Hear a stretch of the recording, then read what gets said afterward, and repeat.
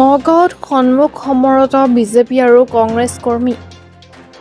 প্ৰধানমন্ত্ৰী মোদীৰ প্ৰয়াত মাতৃক অপমান কৰা অভিযোগত জিলা কংগ্ৰেছৰ কাৰ্যালয় ঘেৰাও কাৰ্যসূচী গ্ৰহণ কৰিছিল নগাঁও জিলা বিজেপিয়ে। আৰক্ষীৰ বেৰিকেড ভাঙি বিজেপি কৰ্মীয়ে আগবাঢ়ি আহিছিল নগাঁও ৰাজীৱ ভৱনৰ দিশে। আনহাতে বিজেপি বিৰোধী শ্লোগানেৰে বিজেপিক ভেটিবলৈ আগবাঢ়ি আহে কংগ্ৰেছ কৰ্মী। অৱশেষত আৰক্ষীৰ নেতৃত্বত দুয়ো পক্ষক শান্ত কৰে।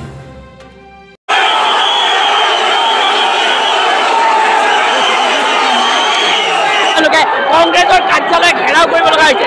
তেওঁলোকৰ মুখ্যমন্ত্ৰীয়ে কয় যে প্ৰতিবাদ নকৰে, প্ৰতিবাদ কৰিবলগীয়া কোনো ধৰণৰ কাৰণ নাই।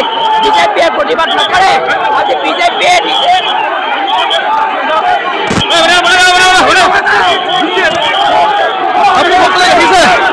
গৰু চুৰ কৰিছে, ভোট চুৰ কৰিছে, মাটি চুৰ কৰিছে, এইবোৰ ইমান লজ্জাজনক কাম কৰাৰ পিছত কিন্তু আমাৰ ইয়ালৈ আহিছে। লাজ পাব লাগে, আচলতে দৰ্খাস্ত কৰিব লাগে।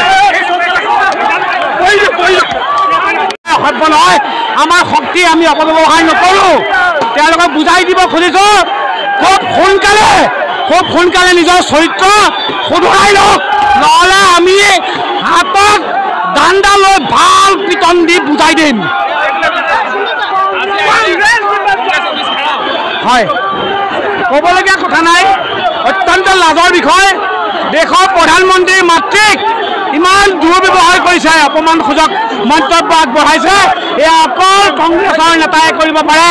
আমি ধিক্কাৰ দিছোঁ কংগ্ৰেছী এই নেতাসকলক যিসকলে ৰাহুল গান্ধীক তেল মাৰিব গৈ নিজৰ মাতৃতুল্য আমাৰ দেশৰ প্ৰধানমন্ত্ৰী, এয়া বিজেপিৰ প্ৰধানমন্ত্ৰী নহয়, এই কংগ্ৰেছৰ প্ৰধানমন্ত্ৰী, প্ৰত্যেকজন দেশবাসীৰ প্ৰধানমন্ত্ৰী। আৰু ততোকৈ ডাঙৰ কথা, প্ৰধানমন্ত্ৰী নহয়, এজন মাতৃ, এজন সাধাৰণ ব্যক্তিয়ে যদি মাতৃক ব্যৱহাৰ বেয়া কৰে, ভাৰতীয় জনতা পাৰ্টী আৰু যুৱ মৰ্চাই ইয়াৰ উচিত প্ৰত্যুত্তৰ দিব। ক'বলগীয়া আছে কংগ্ৰেছৰ ওপৰতে ক'বলগীয়া, কংগ্ৰেছৰ ওপৰতে প্ৰতিবাদ কৰিবৰ কাৰণে আমি আহিছোঁ।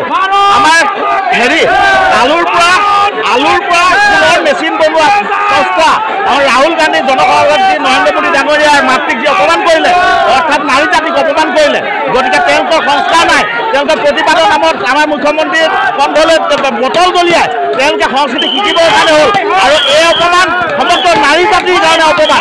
গতিকে তেওঁলোকে সংস্কাৰ শিকি পেলাই তেওঁলোকে ইলেকশ্যন খেলক, আৰু তেওঁলোকে এইবিলাক কৰি থকাৰ মূলতে হৈছে তেওঁলোকে শাসনত থাকি পেলাই তেওঁলোকে প্ৰতিবাদ কৰিছে। লাজৰ কথা, চবতকৈ ডাঙৰ কথা চাওক, বেৰিকেড ভাঙি আহিছে পুলিচে, এনেই এটা দেখাব লগা কাৰণে দেখুৱাইছে, কিন্তু আমাক কি হেঁচা কৰিছে। আজি দেখা গৈছে আমাৰ দিনত যিবিলাক মানুহে লুটি পুটি খালে, সীমান্ত বৰা আৰু তাৰে বহুত মানুহ কংগ্ৰেছী আজি প্ৰতিবাদ কৰিব আহিছে। লাজ লগাৰ বিষয়, পুলিচ মিলি আছে, পুলিচে যদি বিচাৰিলেহেঁতেন তেওঁলোকক তাতে ৰখাবলৈ, কিন্তু ৰখোৱা নাই। আমাৰ এই গৰু চোৰৰ বিৰুদ্ধে প্ৰতিবাদ থাকিব। আৰু এটা কথা, আপোনালোকে তেওঁলোকক সোধকচোন আজি প্ৰতিবাদটো কিয় কৰিছে, আৰু কোনে নৰেন্দ্ৰ মোদীৰ মাতৃৰ বিষয়ে বেয়াকৈ কৈছে। কোনে একো একো নাজানে। যোনটো ল'ৰাই কৈছিল তেওঁ এৰেষ্ট কৰিছে, আৰু তেওঁ বিজেপি, আৰু তেওঁলোকে একো ইছ্যু নাই, এনেই আহিছে।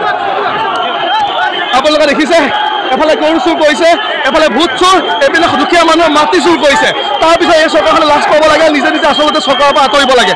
তাৰপাছত সিহঁতি সেই বিজেপি অফিচৰ পৰা আমাৰ কংগ্ৰেছৰ অফিচলৈ আহিছে, আৰু এই সময় সম্পূৰ্ণৰূপে প্ৰশাসন বিফল হৈছে, আৰু প্ৰশাসনে ধৰি ৰাখিব পৰা নাই, আৰু আমাৰ নিজৰ জেগাত নিজৰ ঠাইত আহি পেলাই যদি আক্ৰমণ কৰিবলৈ চেষ্টা কৰিছে।